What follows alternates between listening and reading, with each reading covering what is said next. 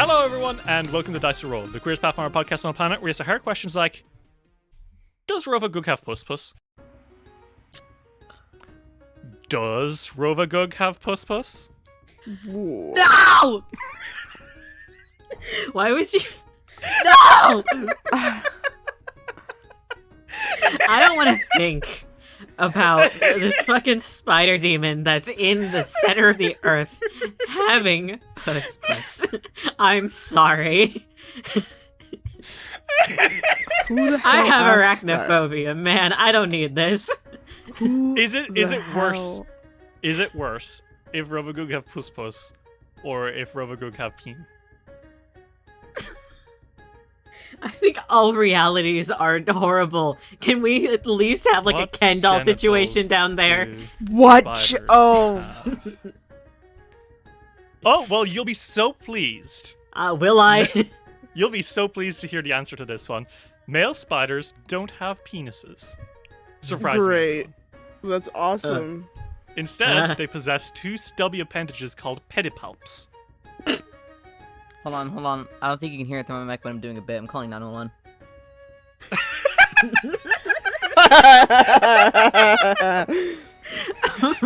Hello, 911. What's your emergency? Yeah, hey, fucking CIA, this one right here. Kill him. This guy's talking about Rovagug puss-puss. Get his ass. Talking about puss.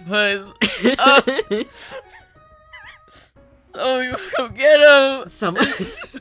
Someone please, if we can, like, put in the fucking FBI open up, like, bit somewhere.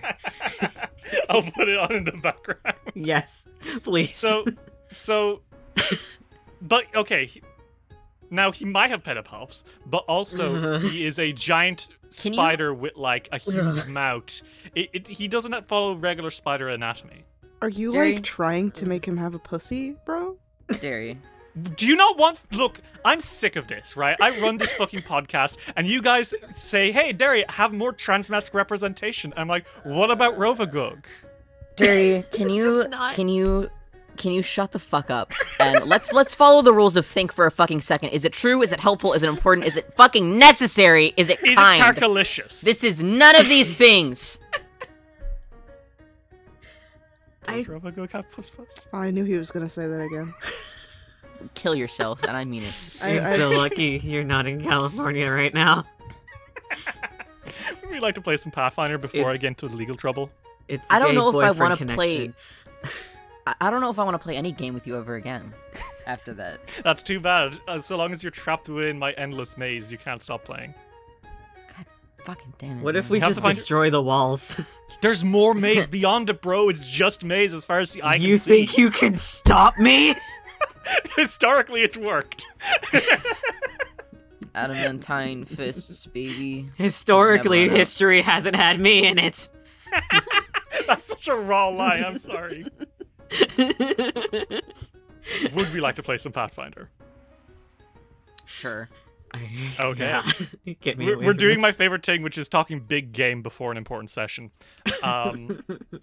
Previously in Fists of the Ruby Phoenix, our heroes journeyed to the Jungle Observatory, seeking the story of a caged bird woman.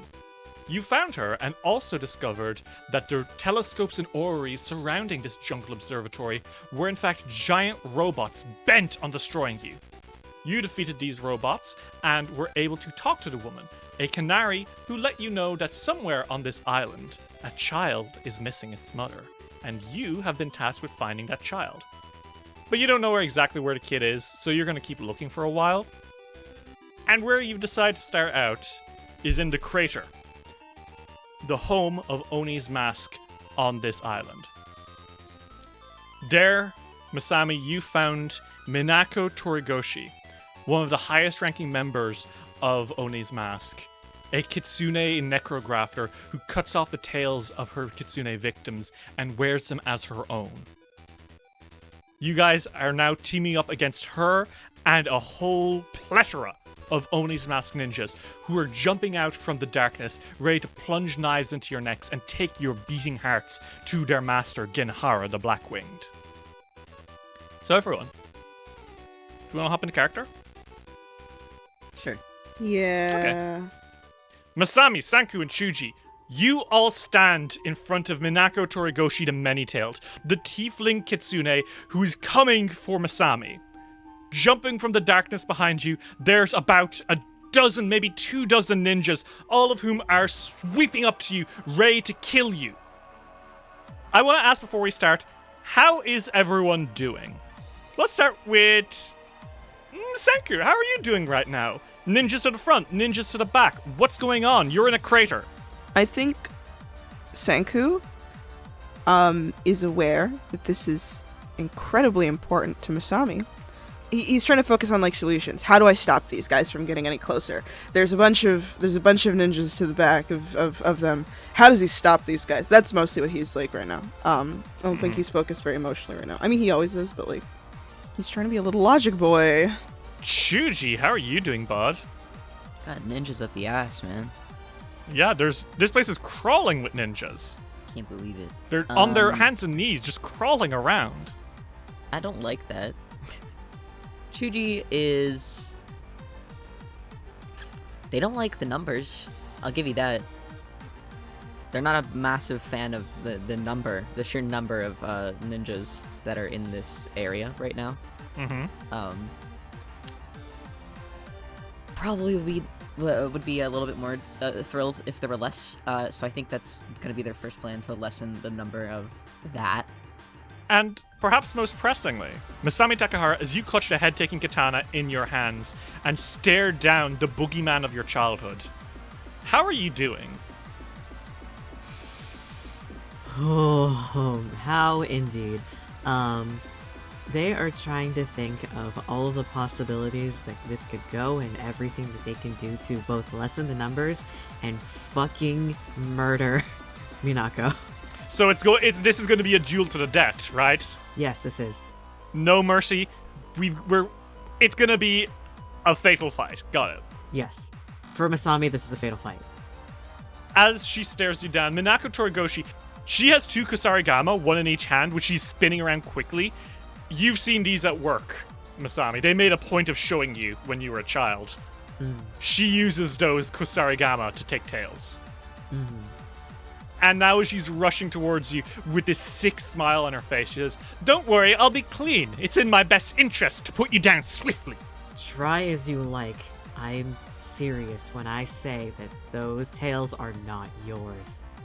Then you'll just have to take them from me. Gladly. I'll have your head too. With that, she is rushing you, Masami, and I want all of you to roll me initiative. I love rolling. 47. Very nice. 49. Very nice. 44. Okay. Top of the order, Chuji, it is you. With your blinding speed, you are able to move first, faster than the ninjas, faster than Masami and Sanku. What do you do as you see these monsters surrounding you on all sides? They're so fast and so cool. I maybe want to use an item. Okay, what item? I maybe would like to. What about the thing I apparently got last session? The flaming star. Okay, that is currently like tied, I think, to your belt, so you don't have to spend an action taking it out. You can just use its abilities. Sick.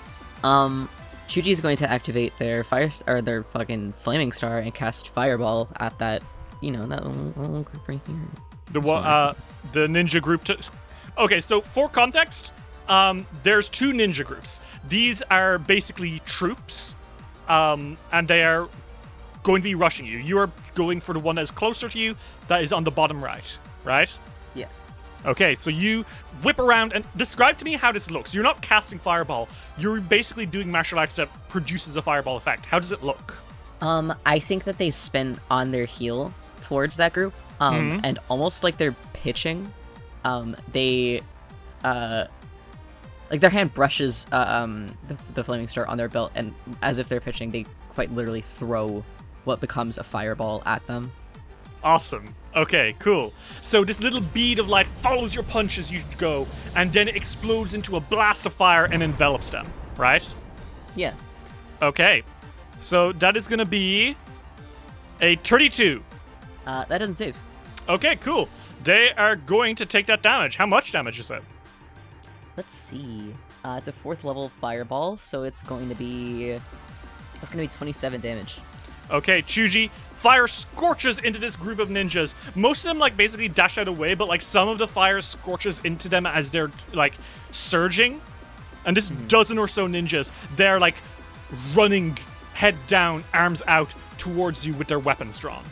You have 1 action left, Chuji. Ain't this a conundrum? I fucking hate having one action left. I don't exactly have an area that I would, like, be better in.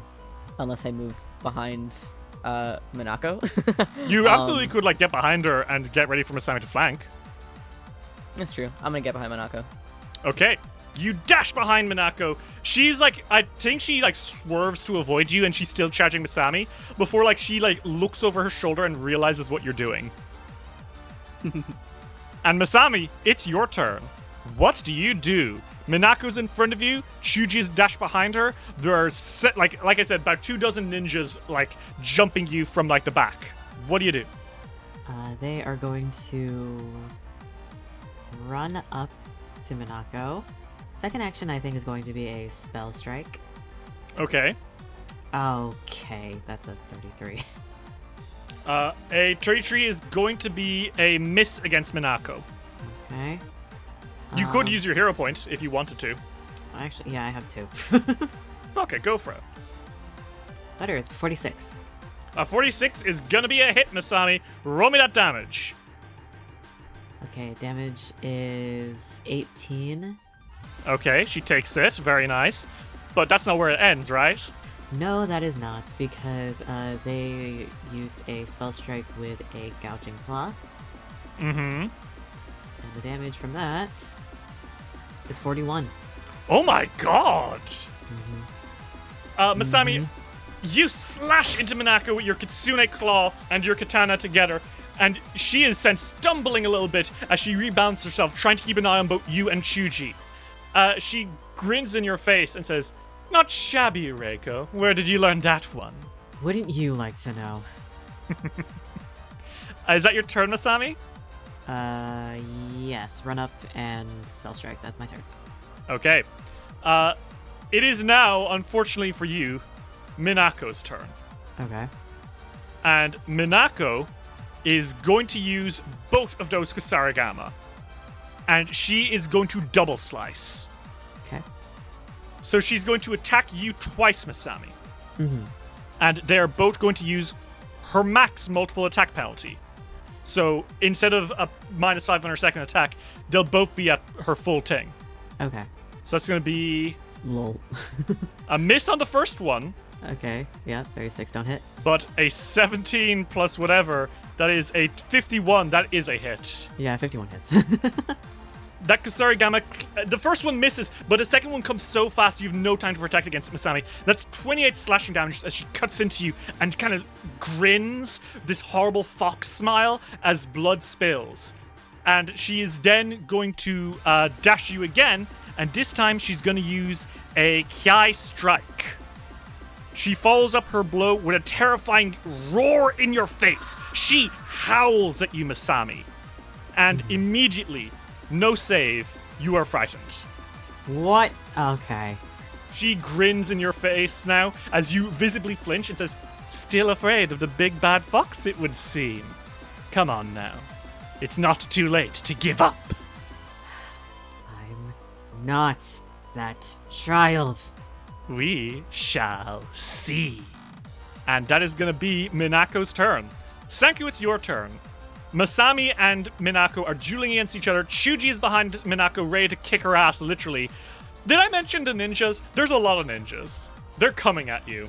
I've decided to make that as difficult as possible. Oh, motherfucker.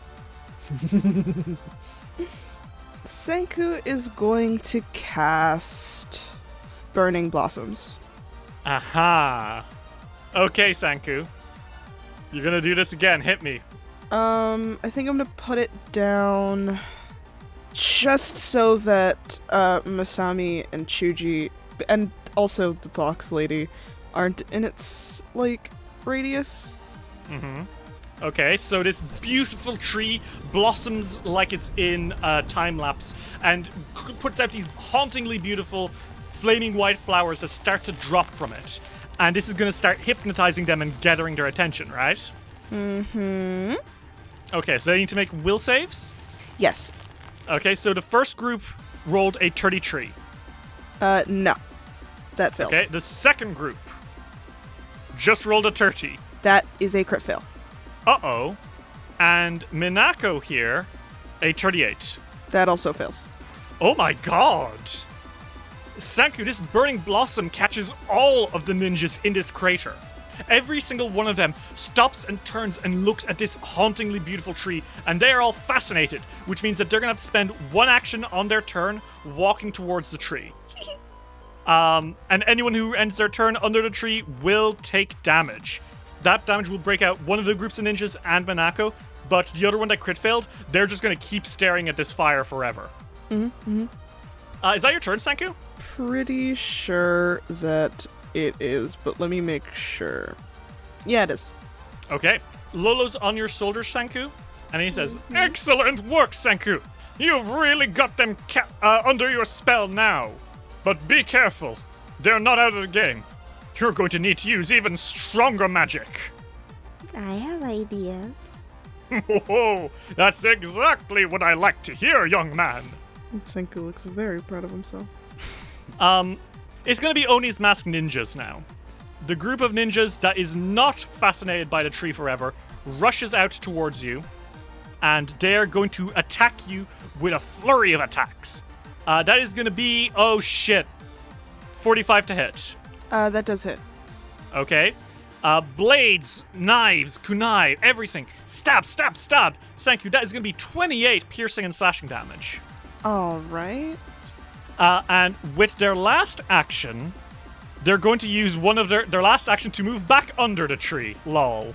The other Oni's group is going to rush towards you, Sanku. Okay. They're also going to attack you before they are compelled to walk back under the tree. Okay. Sanku, that is a 44 to hit. That hits. That is going to be another 22 slashing and piercing damage before they are compelled to turn their back on you and walk under the tree. All right. Sanku, will you roll me the fire damage for the ninjas who are currently under the tree? Yes. 18 fire damage to both of them. Mm-hmm. Okay. And they both have to make will saves. Well, actually, the one that was that did the crit fail is just permanently. Oh, that's until right. The spell ends. Yeah.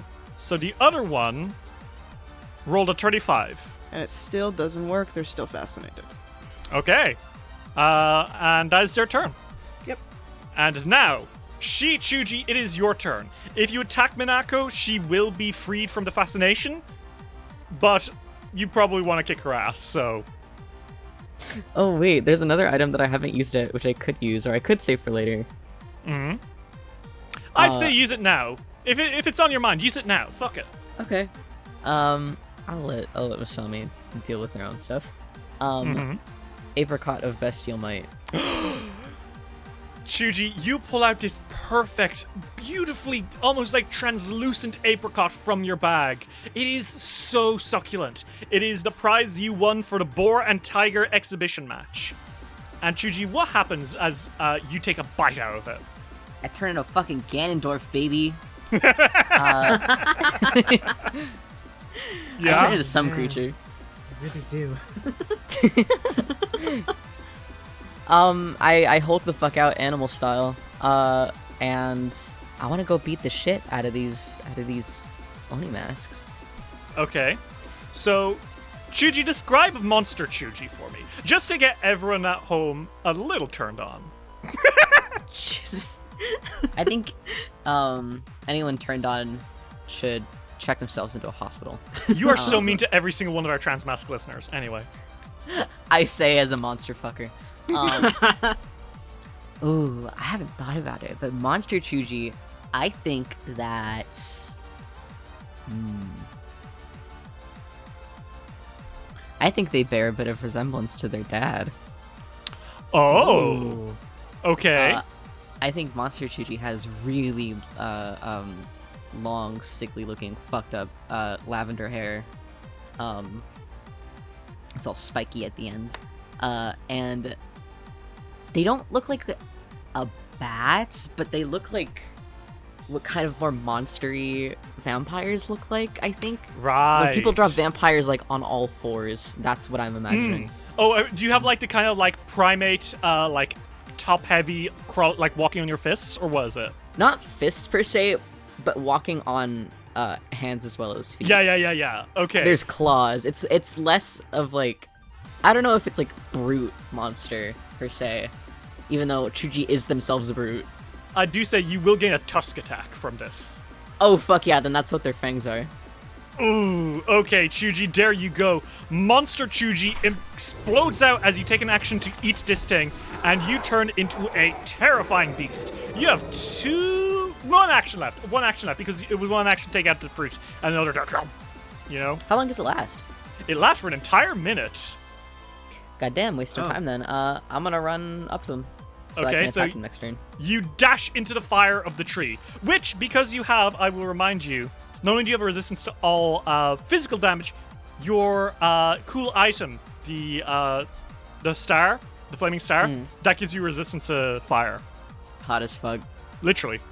So Chuji, you let out a bestial roar as you run into that flaming storm and start getting ready to beat the shit out of these ninjas. Alright, Masami, it is your turn. Minako is no longer flanked, but you can see that she is being distracted by this burning blossom. Chuji just turned into a fucking Saiyan ape. What do you do? I think Masami is going to go into Arcane Cascade. Okay. A storm of katanas appears around you, Masami, and in your hand, the head-taking katana whispers, 49.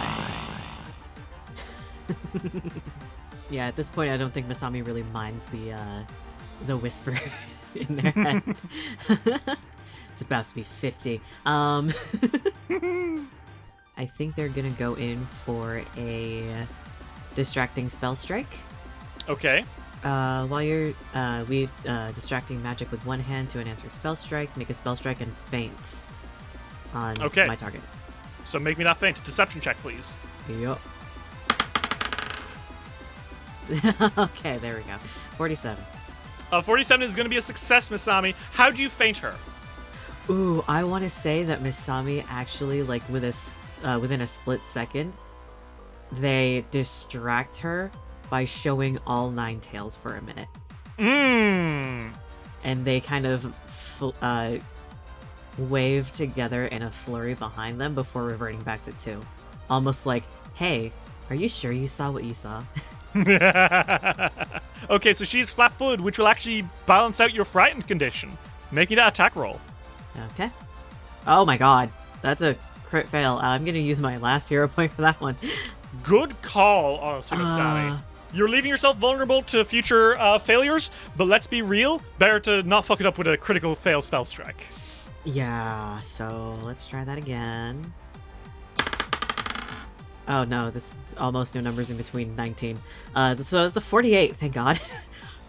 That is a hit. Not a crit, but a hit. I'll take that. I'll take a hit. Christ. So that's going to be a total of 32 damage to her. Okay? Hey. This is... Oh, I will say, by the way, as this blade attacks, she is no longer fascinated. Yeah, that sword cuts into her neck, and she does a... And that glimmer leaves her eyes. She's no longer looking at the tree. She's looking at you. Oh, that's okay, because that spell strike had Mirror's Misfortune on it. Ooh! Now remind me what Mirror's Misfortune does. I split into 2 selves. There is a real Masami and a mirror Masami. If the creature takes a hostile action against the duplicate, the illusion will shatter and inflict bad luck on the attacker's next few attacks as Misfortune's toll for shattering the mirror. Okay. However, because I'm also in Arcane Cascade, Arcane Shroud comes into play, and the real Masami goes invisible. Okay, so we'll see if she can tell your little party trick in a second. But yes, Masami, you replaced yourself with an illusion clone, which may catch her off guard. But yes, you replaced yourself with this mirror Masami, and Minako, as she's stumbling back, having been caught in the neck by this, she squints and says, "Oh, thank you for bringing me back to this world, Reiko. I was almost distracted by your friend's pathetic attempt at an enchantment." Oh, believe me, I want to kill you myself. Then do your best, Reiko. I know I will. And it is her turn.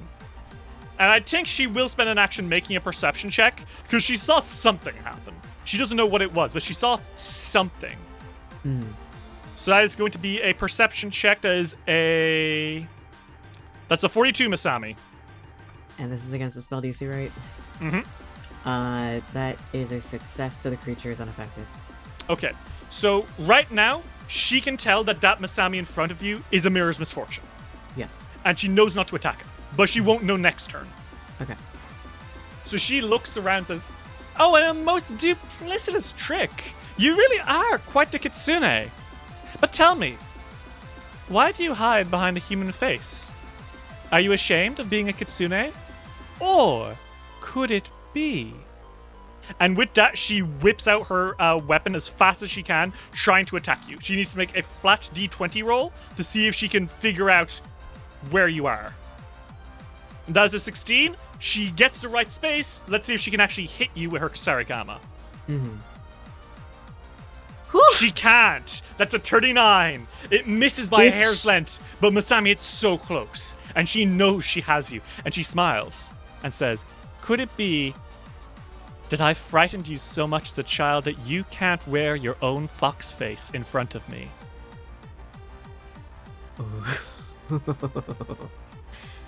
And she is then going to do something strange.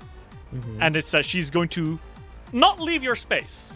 This isn't intentional, but she does she just runs past you. Not so far that she's away from you, but she's now turning to be next to Sanku. And she grins and says, "Let me show you how frightened I can make you." Well, okay. She needs to make another will save to see if she's fascinated by the tree, lol. She does. That's a 45. She's not fascinated by the tree. Yeah, that saves. Sanku, it is your turn. Minako is not looking at Masami. She's looking at you. Meanwhile, Chuji's run into your firestorm, is getting ready to beat the shit out of ninjas while they're in giant ape mode. Vampire ape? Monster. Not They're even a monster. ape. Monster. What is it? Yeah. What? I said it was an ape. Yeah. Ganon? Yeah. Yeah, Kinda Ganon. Ganon-y. Yeah. More pig than ape, I think. Okay, boar. Boar Chuji. Yeah, boar Chuji. I think Senku's like... And then he slams his staff into the ground. Because I'm casting Summon Kaiju, I think. Okay, so Sanku, there is a rumble of power as you start summoning up something incredible, something mythical. But just as you do that, Sanku, there is a slash of steel and there is someone going for your throat. Minako's trying to kill you. That is an attack of opportunity. If she crits, your spell is disrupted and you lose your 10th level spell for the day. Okay. That is going to be a 49 to hit. Well, it's not a crit. Okay, you are so lucky. That is a hit. That's going to be 38 slashing damage as she goes for your throat, Sanku. Okay. Does it stop the spell? I don't know. Nope, the spell's still happening. You slam that staff down even as you stumble back, blood gushing out of your neck. But it missed all the arteries. And Sanku, as the world shakes and something massive emerges, what is it that comes out? Let me pick from my Christmas list. You have so many. Agmazar the Star Titan. Oh my god, you're going at Agmazar? The creature that destroyed Bunmu? The one that fought King Mogaru? I didn't know that was him. The one from space? Made by space liches? I didn't know that was him. Sanku, you summon up the monster that destroyed Bunmu. This being made of pure negative energy, it looks like the first angel from Evangelion, you know? This horrifying, tall, gaunt, almost plasma creature emerges and lets out a shriek as it stands above Oni's mask, towering over this tree that you've conjured. Like, that's a tall-ass tree. It is like a piece of grass compared to the monster that is now standing up in the middle of this fight. I suppose that all of my enemies are within 100 feet. First of all, it says each foe. So, Yes. not Only enemies. Not my friends. Only my enemies. There's something silly about Sanku, who is so cute, summoning Agmazar the Star Titan. I need a fortitude save. Okay. From all of them? From including Minako? Yes, because they're all within 100 feet. Okay, well, Minako gets a 48. That does save, but I believe it's not a crit success, so Yeah, it's just a regular success. Half. So, the second one gets a 41, and the last one gets a 36. Okay, so one of them fails. Okay, so that's, funnily enough, the one that had crit failed earlier. 70 damage. 16d8 negative damage? Yeah. How does this look? What happens? Channel Void. Each foe in a 100-foot emanation takes 16d8 negative damage. So I literally think that it is just... I think it's just feeling them there. Yeah, I think Agmazar, this giant undead space kaiju, looks down at them, raises up a hand, and just starts pulling their soul... No, what am I saying? It uses its classic attack. It shoots a fucking death beam out of its eyes into these guys, and it raises through several of them. And I think one or two of the ninjas do straight up die. Because you have done significant damage to them. This does remove the fascination on all of them, I will say. Yeah. Because they just took a shit ton of damage. Yeah. Minako takes half damage, one of the groups takes half damage, but, like, that's an insane amount of damage from the undead monstrosity that brawled against Mugaru hundreds of years ago. Mm-hmm. And Agmazar lets out this unearthly wail that shakes the island. And is that your turn, Sanku? I'm pretty sure that takes 3 actions, yeah. Okay. It is Oni's Mask's turn. So the extremely injured group of Oni's Mask realize that if they stay under this tree for much longer, they will all probably die. So they start to retreat. And by retreat, I mean dash past Chuji into the space outside of the tree to fight Masami and Sanku. That's crazy, because... Hey, yo. Oh! Woof. Okay. So that's a crit. That's a 50 to hit against them, Chuji. What's 42 times 2, Derry? 84. Yeah. Chuji, you get all of them! What the fuck does this look like? Describe to me how Monster Chuji stops all the ninjas from leaving, crushing them all. They clothesline the fuck out of them into the floor. It doesn't, like, stop when they, like, reach their arm out to, like, halt them in place. They literally take that momentum and crush them into the ground. Because there was maybe 6 or 7 of them. And you get them all. And is this lethal? I assume it's lethal, right? Yeah. Cool. Chuji, you smash, destroy, unleash the beast. And they are all dead. Nice work. Slay. The other group is going to, I think, just jump you instead, Chuji. Okay. They all dash on top of you and start trying to cut you to shreds. They're going to be using their crew flanking ability. Sorry. They're going to use their team flanking ability, which means that you are flat-footed against these attacks. Okay. So that's going to be a 35 against your AC -2. 5. You're lucky you had that -2, because that would have been a crit fail, but it's just a fail. Okay. Chuji, I think they're about to jump you. You turn and roar, like fangs glinting in the fire. And then you just, like, start decking them. And I think a few of them jump back. You are, like, holding down these guys. With their next action, their last action even, they're just gonna try attack you again.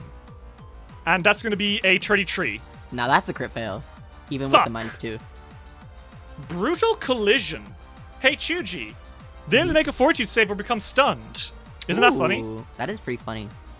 That is a 43 against your class DC? That does just barely pass.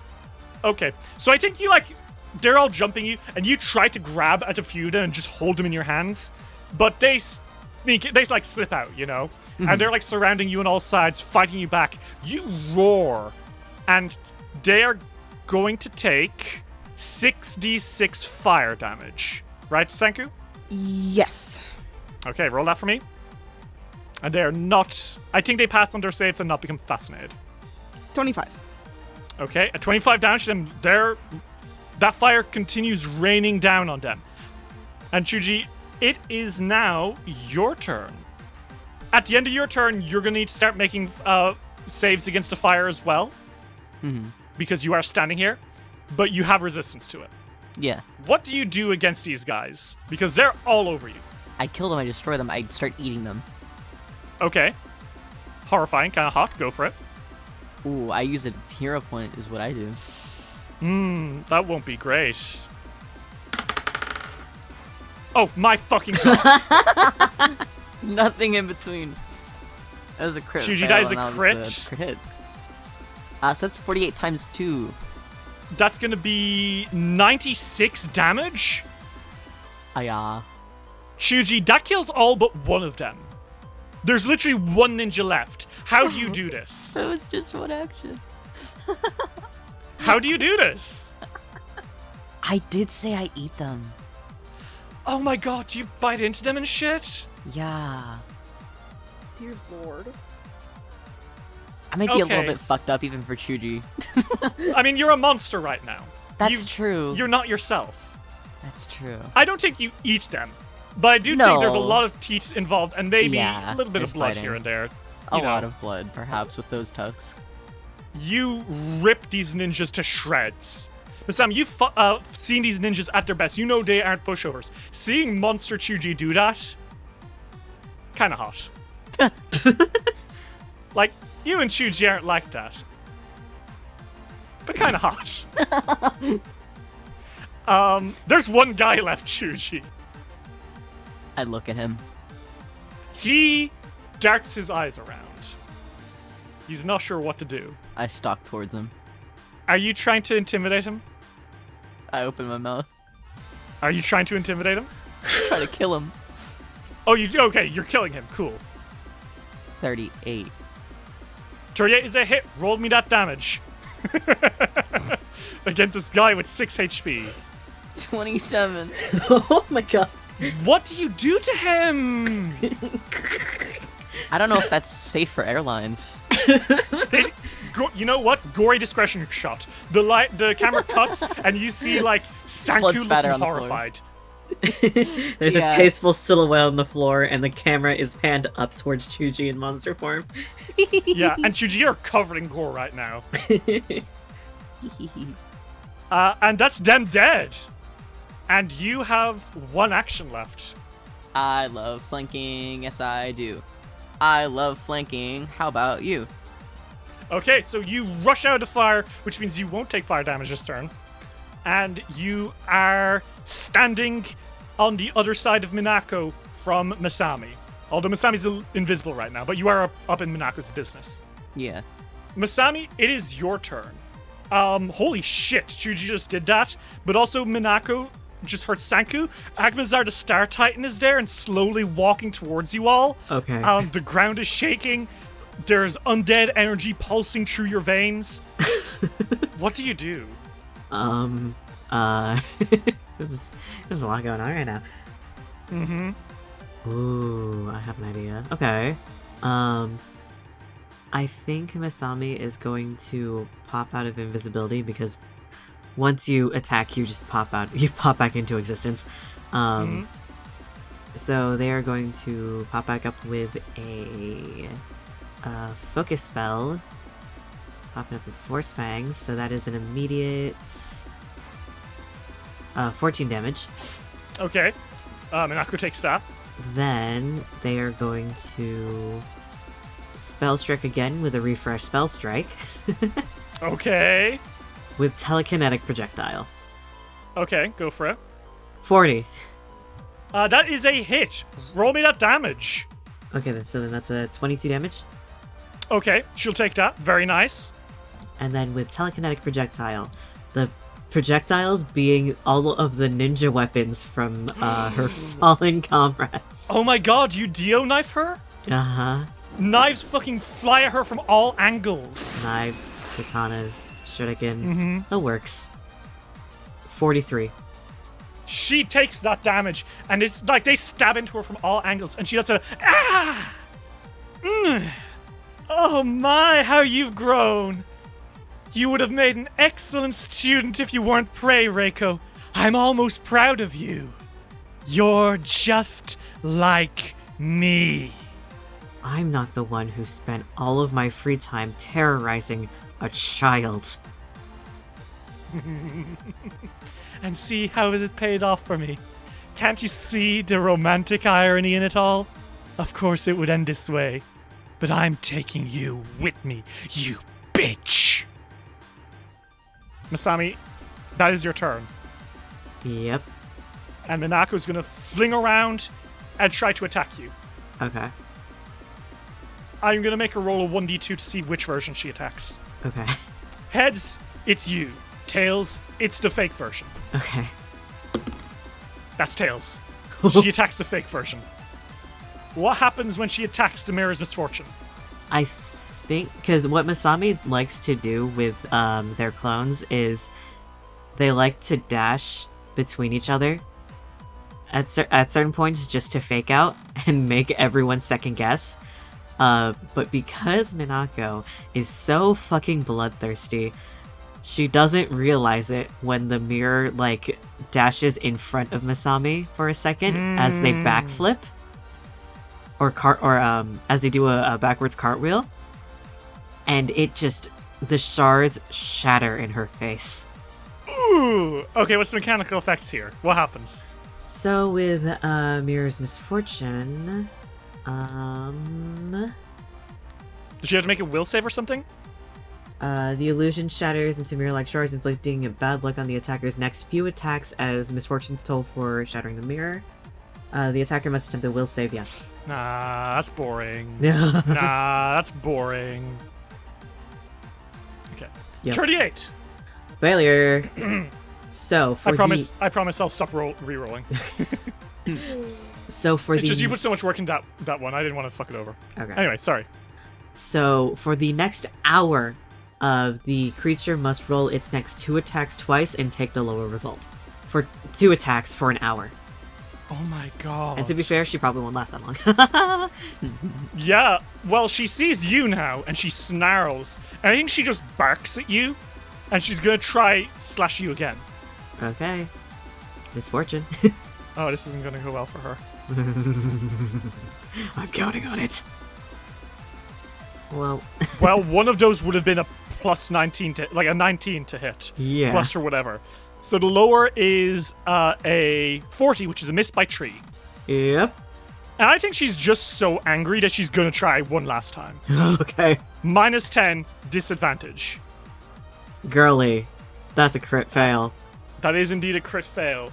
She rushes, she's attacking so hard, but it's bad luck. She's trying to basically bulldoze through the bad luck immediately.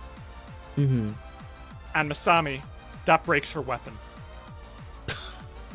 Her Kusarigama, you catch it with your katana, and then, like, kind of counterattack, and the Kusarigama shatters into pieces. She still has one in her free hand, but you see, for a moment, an expression you never expected to see on the face of Minako Torigoshi the Many-Tailed. Surprise. Sanku, Witch Prince of the Sea. Oh. It's your turn.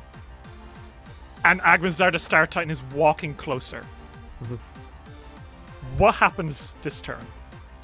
Well, now I believe it's like just an arrive and then depart thing. Mm-hmm. So on depart, I need a fortitude save. Okay. And if she fails, she'll be pushed 100 feet away. Well, that's a 39, Sanku. Wow. That doesn't say. So she's pushed 100 feet away, right? Yeah. How does this happen? It's called gravitic repulsion. So I think that as Agmazar the Star Titan, like, leaves in, like, an implosion, I think it's just, like, a boom that, like, throws her backwards. Okay. So I'm going to give her fall damage for 100 feet. So the closest wall is on the other side of Masami. It's 20 feet away. So she's going to take the remainder of fall damage as she's slammed into that wall as hard as possible. I'm going to give her 80 damage. Awesome. And as she craters into that wall, she looks like she's barely alive. She coughs up blood. She's crushed into that wall. And with that, Agmazar the Star Titan, still standing there, lowers his hand and lets out another unearthly wail before fading into darkness. Well, thanks. And you have 3 actions left. She has 15 HP left. I don't think Senku wants to do this. I don't think Senku wants to be the person that does that. So I think that Senku is going to cast... Would you be okay if I casted Tether on you two, KK? So that she can't run away? Oh, you're casting Red String of Fate on the two of them? To make sure that Minako can't flee? Oh. That's kind of insanely... like, romantic, but not in, like, a romantic way. You know what I'm saying? Romantic/literature. Yes, romantic/literature. I'd say a destined kill. Is that okay with you? This is okay with me. Okay. Then Senku, with his 3 actions, is going to cast Red String of Fate on Minako and Masami. And then he's going to... Well, I need a basic reflex save, but... I mean, I'm gonna say she fails it. She's been cratered into a fucking mountain. And... The crater. I think Senku's just gonna cast Life Boost on himself. Okay, start healing. Yeah. Thank you. You start popping a few heals. Chuji, it's your turn. Minako's been crushed into a mountain. She's tied to Masami. What do you do? Is she about to die? Oh, 100%. She's like barely alive. Do you do anything on your turn then? Chuji gives a big monster thumb up. God, I'm sorry, Chuji's so hot. Anyway, Okay. Masami, it's your turn. Minako is pulling herself out of the crater, but she is like barely alive. What do you do? They are walking up. Well, yes, they are not running. They are walking, and they are dragging the blade of the head taker katana on the floor. So it makes a small scraping noise.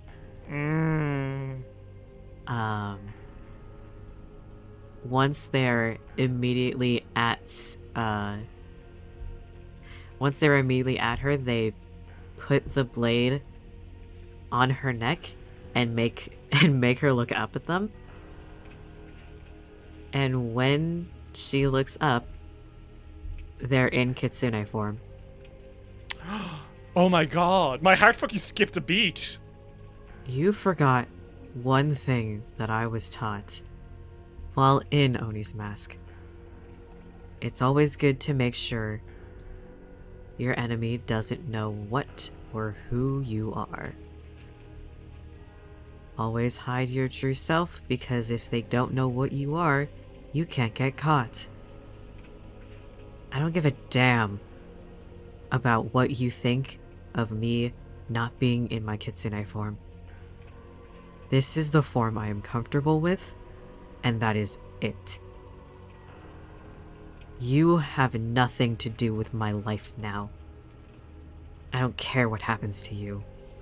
All I know is that you're a blight on this world, and I'm going to cut you down.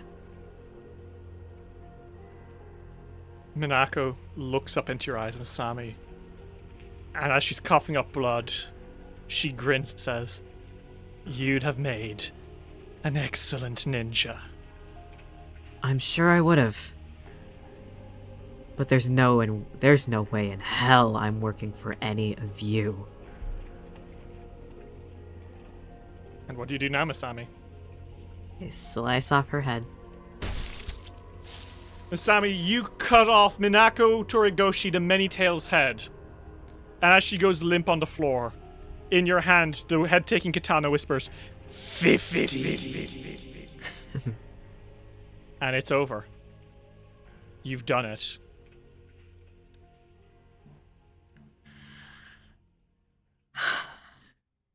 Dice will return after these messages. We now return to Dice will roll.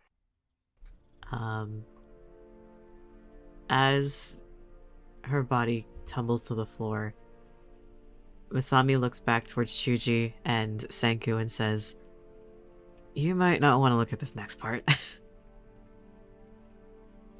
Giant Chuji averts their eyes. They covered it they look away and hold up a hand over their, or over their peripherals so they don't see anything. They also cover Shenku's eyes. I'm not a baby. Lolo says, "What are we not looking at?" He says, looking. Well, Lolo then sees Masami cutting off all of the tails. Oh my god. Okay. He goes, "Ah!" He scampers into Senku's bag. Lolo holds on to his own tail. He's like, oh god. Masami says, "It's gonna take a second for me to do this, but just give me a second, okay?" Yeah. Just let us know if you need anything. Well, I do have 12 foxtail-sized graves to dig. If you guys are willing to help with that, at least. Always. Okay. That's really sweet. Masami, take a hero point. Aw, Chuji, by now your monster form has worn off. they're handsome again. You were already handsome. But you guys dig these graves. Do you do anything with her actual body? I think Masami, drags it so it's nowhere near the graves, actually. Senku and Chuji, how are you two doing as Masami does all this work? You can tell that they're... Would you say relieved, Masami? There is a jumble of emotions, I think. There's satisfaction. There is a bit of relief. But at the same time, I feel like there's also that... It's a trembling feeling, and they don't know exactly how to pinpoint it. But you know how, whenever you face something that's been either incredibly traumatic or something that's been weighing on you for the longest time, and you finally face it, and everything's okay, but you still don't feel okay. Yeah. Yeah, that's it. Senku and Chuji, how are you two doing as you watch Masami do this? It's kind of intense, isn't it? A little bit. This was a heavy episode. Yeah. How does Chuji feel about coming down from the apricot monster form? Do they remember what they did? Yeah, absolutely. Oh, unless you shit. prefer they don't.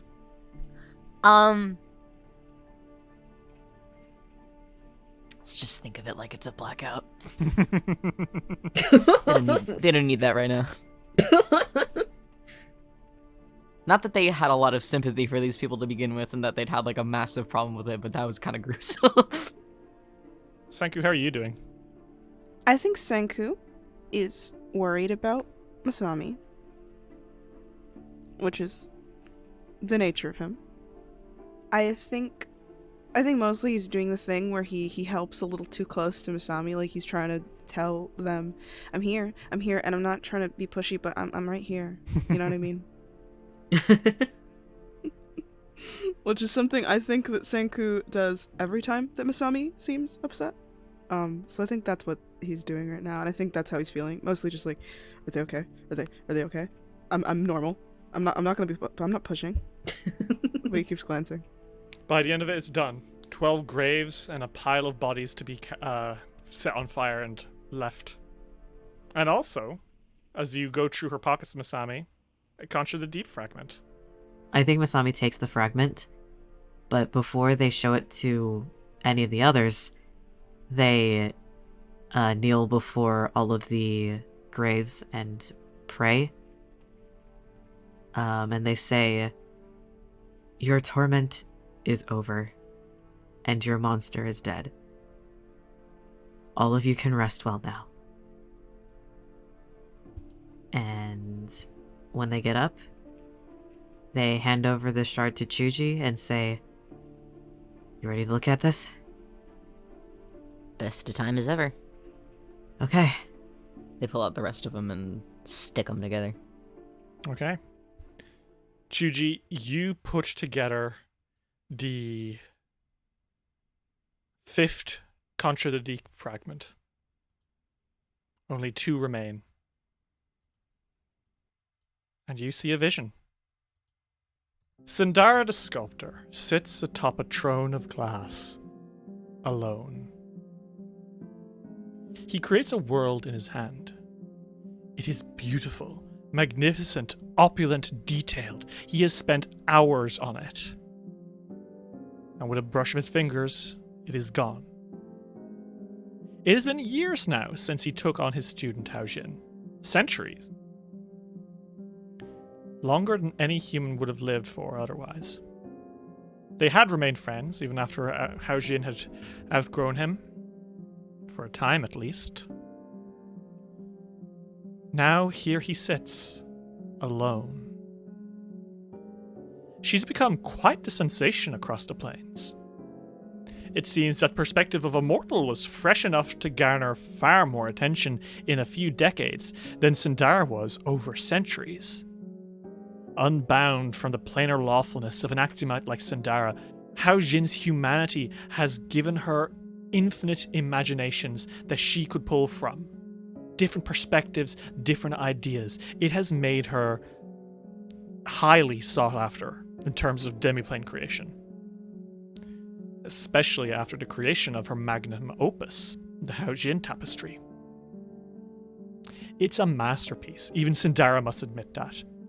A plane stocked by Haojin with people, monuments and entire cities that she collected during her travels.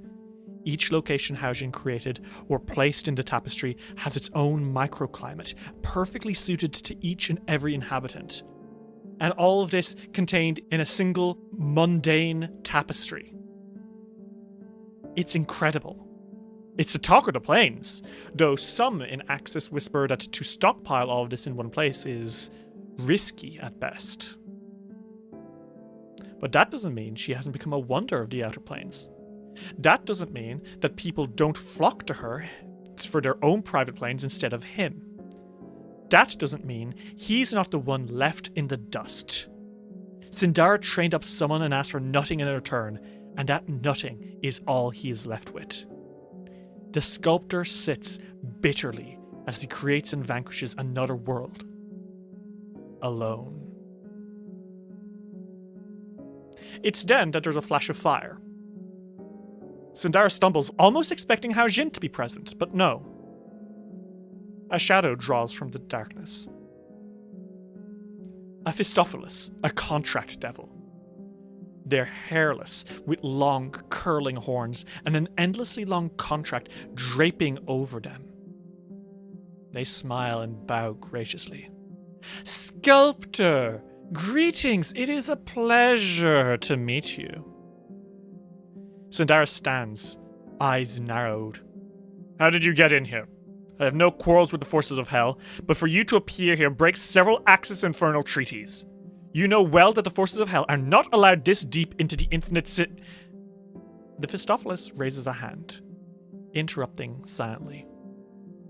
I hope you do not think it rude, but I will not be giving you my name, or the name of my benefactor. I have a business matter to attend to. Sindara stands, fists clenched. What do you mean by that devil? The Phistophilis traces the room. I can tell you and I are both sharp folk who wish to cut right to the chase.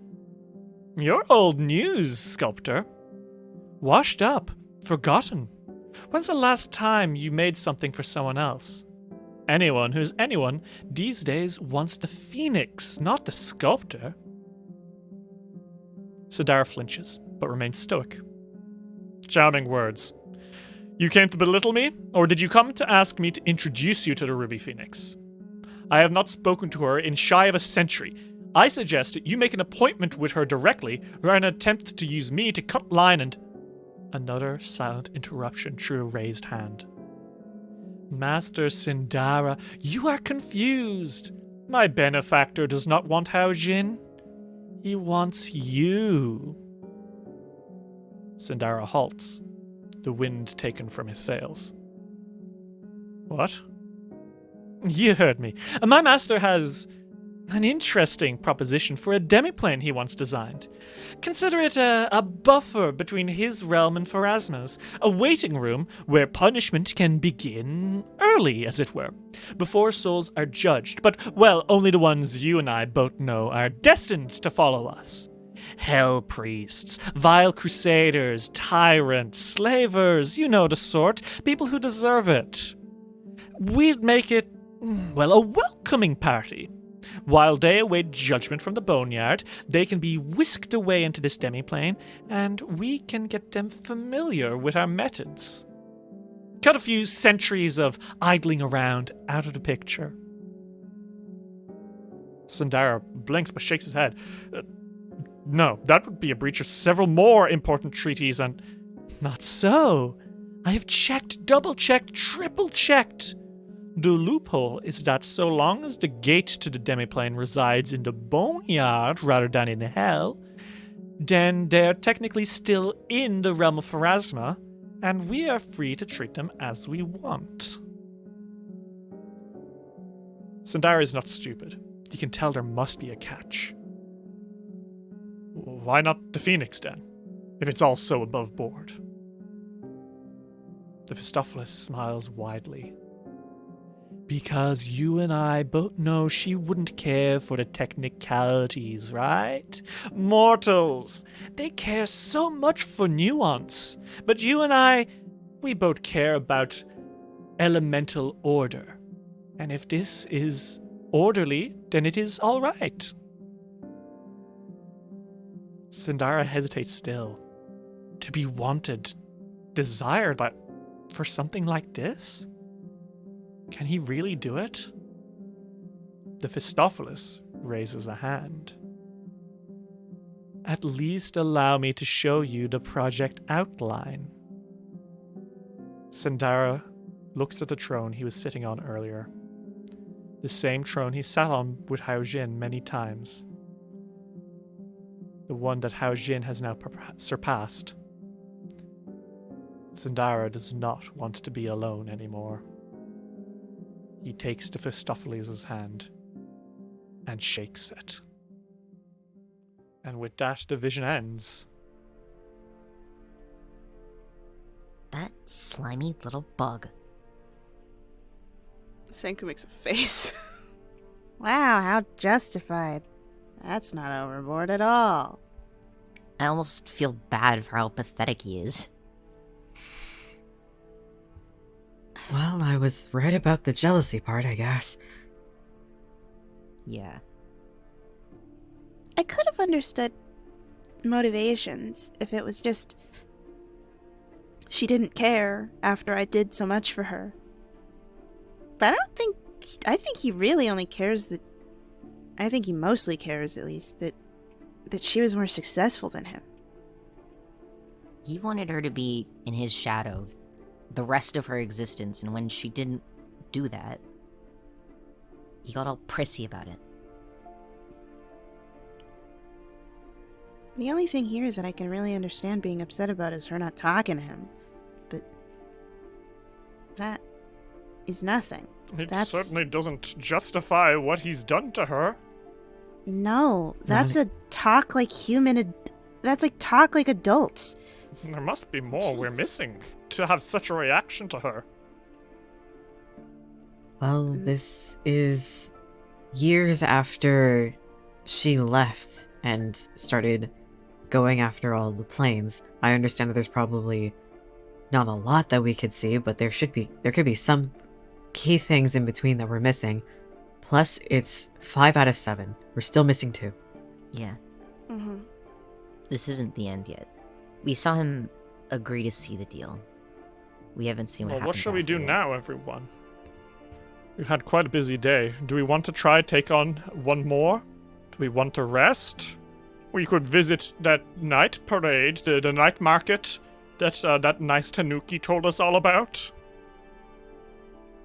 Personally, I'd like it if we tried to go to that night market and then rested, because I can do more spells and stuff today, but my strongest spells are Mhm. I could handle another fight if we got into one, but I don't want to seek out another fight. Let's go see Rakanza then. Yeah. Hey! Masami, Sanku, and Chuji, you return to Kader and ask her for directions. Kader herself is not very certain, because the night market is not something that Sindara created.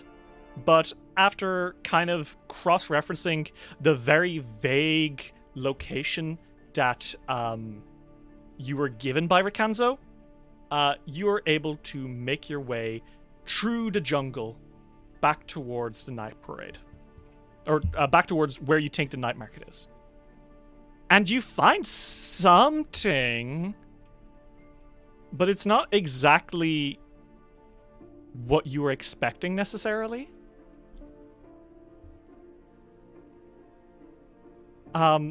Because what you find at the clearing that you expect to find the night market is a clearing. And in this clearing, you find... Sorry, I'm killing time because I'm trying to get the fucking thing. It's a large grassy field strewn with abandoned tents that have blown down in the wind. It's empty. There's nothing here. What do you guys do? Hello? Kader chirps and says, "It does not appear that there's anyone there." No kidding. Are you certain you have the right location? Rakanzo? This is where he said. I know he said half of the group is also going to help with the ship, but that's only half. Yeah, that should Radiant mean half of us should be here. winds. Is it nighttime? It's always nighttime here. Oh, right, yeah. Well, fuck. Was there something about it at night when you go to sleep? Did he say that we had to do something? I swear it was something about needing to go to sleep. Maybe we set up here and see if we wake up to them. I mean, that's a good idea in general, since we should rest as well. Yeah, I think we should probably rest anyway, so that way Senku and I get our spells back. We all Yeah. get some rest, and I can also change my spells as well. Yeah. Okay. Lolo curls up on your lap, Masami, and he says, "Where are we headed tomorrow? There's 3 places left, aren't there? Oh goodness. There was that scary junkyard. There's Yeah. the Lake Hill thing. And there's the Champion's Gate." Well, we can't go to the Champion's Gate just yet until we have everything, I don't think. And unless we want to deal with nightmares now, I think we should go to the other location. The lake? With Sure. the hill? Yeah, just... I don't know if... At the very least for me, I can at least have the awareness to say, right now, I think I need a mental break. Well, we must remain vigilant. We were informed by that dastardly Larohau fellow that there was a wicked nymph in charge of that lake. I can deal with nymphs, I just can't deal with more trauma. Just give me one day break. Well, I hope that it all turns out well. It would be nice for you all to have a little break, honestly. But for now, shall we try get tucked in and rest? Yeah. Yeah. Okay. Who's keeping watch? Are any of you keeping watch, or are you all trying to go to sleep at the same time? Chuji will take watch first. Okay. Masami and Sanku, you two get a good, well-earned rest. Mm-hmm. And Chuji, you stay up until one moment, your eyes flicker. And now suddenly, you are not in an empty clearing. Dragonflies flit through the tall grass of this field, which is as warm as a late summer evening. Throughout the clearing, all manner of yokai go about their business from tent to colorful tent. In one section of the camp, a turtle-like creature with a basin of water in its head bargains for cucumbers at a produce stand run by a humanoid with 100 eyes. In another, a fish with 3 tails swims through the air, applying ointment to a scrape on a horned oni. While some of the creatures seem frightful, they're all in very good spirits and seem to get on very well with each other. Chuji, you see all this. Sanku and Asami are still asleep. What do you do? I'd punch them lightly awake. Okay. You two wake up. You're like just lying in the middle of the floor of this fucking cool market. What? It's here. I'm sleeping. Okay. I was right. Good job, man. Okay. Well, let's see what we can get. What do you do? What are you gonna do? There's a lot of shit going on. Maybe they could look for that big tanuki first. For Rikanzo? Yeah, just because, I mean, they said that they'd say hi, I think. Or at least they said that they'd be there, so I think it would be polite to say hello. Okay. Do you guys all want to make me a perception or diplomacy check to see if you can find Rikanzo in all of this? Sure. Okay. So what happens is you all get kind of separated from each other. And Chuji, you come across a group. And that group is standing by an empty tent with just a furnace, a hammer, and some bellows in it. And you're like, what the fuck is going on? Before the hammer hops up and starts smitting by itself. Oh. And then the furnace starts going off by itself. Ooh. And the bellows just start working, and you realize that these 3 are yokai. Ooh. And their names are Ora, Hatsuo, and Riko. And they're Tsukogami, a type of yokai that, basically they're made of discarded items that gain life. Mm-hmm. And they're helping doing blacksmithing and stuff. And you're very entertained, and you almost get too entertained. Where did the others go? What? I get distracted. Where am I? Oh god. Oh fuck. You kind of get a little bit spirit away, you know? Oh no. Masami, you come across that 3-tailed fish who you find out is named Suri. And Suri here is the resident physician of the night market. And they look at you as you approach us. Yeah, what do you want? Okay. Don't you, okay me. I'm a busy fish, okay?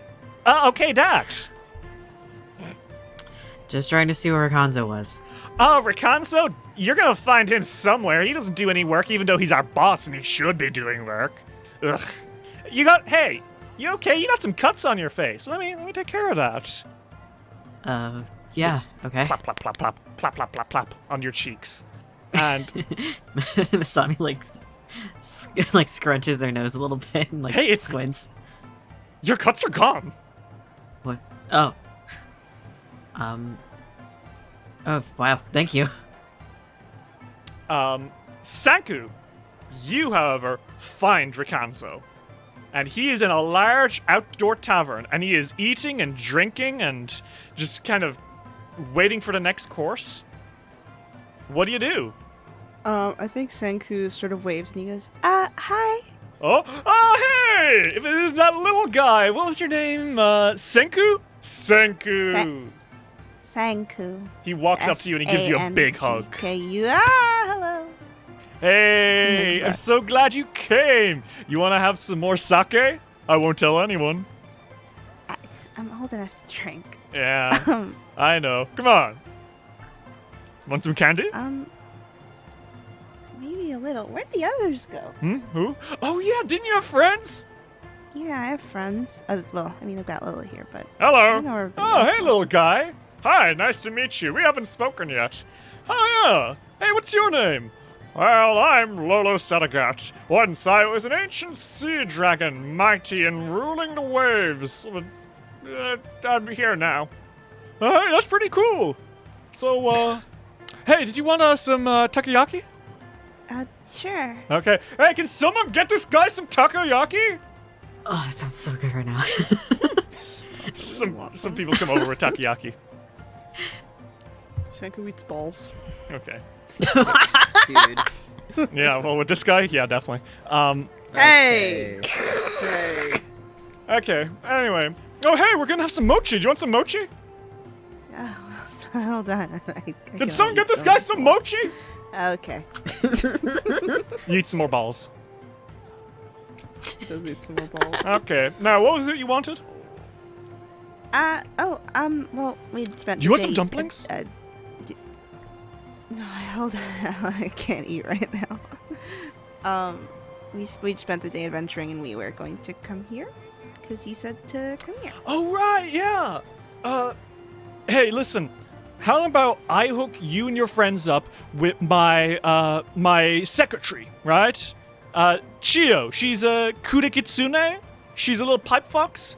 She's a very small fox and she can fit into a bamboo pipe. She's great. She's alright. You'll love her.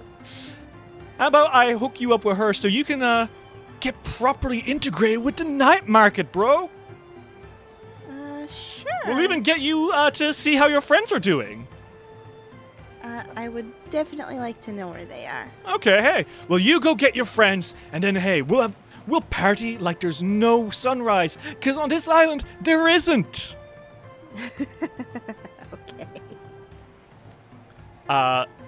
So, Sanku, are you going to go find the others and meet this Chio, the secretary, and learn all there is to learn about the night market? I think so. Okay. Sanku, you grab Lolo and dash back into the festivities, the games, the fireworks, the food. You gather your friends and seek out to find this Chio and uncover the mysteries of the yokai night market.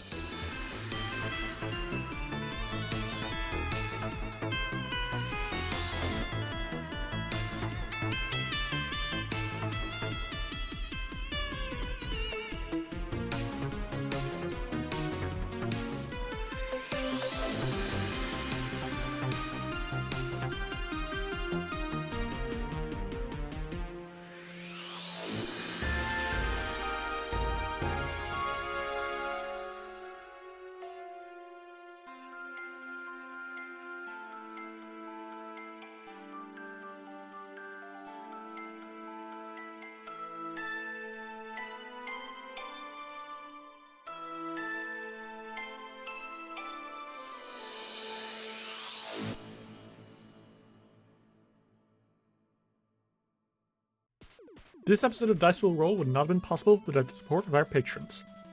Soul Grease Lobo, Nick Roberts, Phoebe Jeebies, Daisy Gilliam, Lux Rexus, Rag, Baron Stormcrow, Sam Stryker, Tony Saunders, Mita, Arave, Varian the Girls, GP Dora, Marshmallowberry, Farrick Falcon, Luis Loza, Aries, Alexander Criswell, May Cohen, Skyly, Kendra West, Genuinely Tricked, Transgirl Trish, Platonic, Bal Punyon, Johnny the Catman, Mashi Wilson Krestovich, Tillen Shark, Glitch HD, Jay Snooks, Zenith Drums, Jonathan Love, Torbjorn, Sophia Valera, G Barbera, Luke, Gideon, Sarah B, Seth, Ravona Darkglow, Kira, Lichlope, Gizmo, Taliesin, Cass, Vale McElduff, Ava, Chris Lutman, Rem T Bright, Lonesome Chunk, Steph, Sean C, Natasha Lumley, Rhiannon C, Ellie, Jenna Mitchell, Kane Kendrick, Sky Evangeline, Triceratops, Anna Maria, Jordan, Cynical Spinstress, Emily Naderna, John the Bookhorror, SS66 Seeker, and Dame Valerie the Turd. If you'd like to see what you can get for helping us keep it rolling, check out patreon.com/diceroll today.